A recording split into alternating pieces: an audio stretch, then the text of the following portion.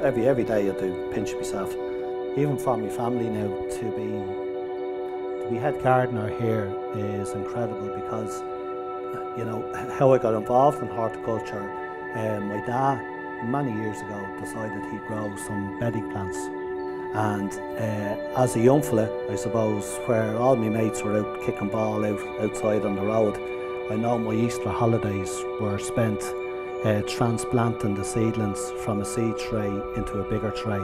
And back then I would have looked on it and sort of thought, God, what am I doing? This is just terrible. I should be out there playing football.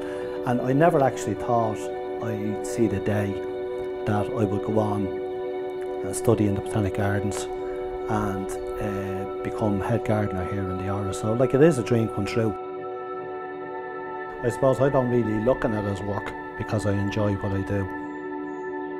The move just came up for me to come over here and work for the President, and I haven't looked back since.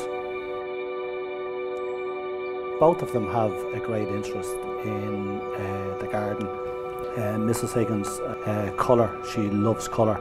What we try and achieve is the wow factor, because after all, the flower garden here, it says something about them. It's their personality that's sort of reflected in that. When people walk in, you hear the wow, and that to us means we've done our job, we've done it really well. And as you know, the President is huge into his poetry, and we sort of hope here, maybe in our little part that we play here and looking after the grounds, that we can give him whatever inspiration he's looking for as he looks out there at certain times of the year. Like it is always a changing landscape. You always get that sense of history when you're walking around. It's just nice to have come so far and to be involved in working in such a beautiful place like this.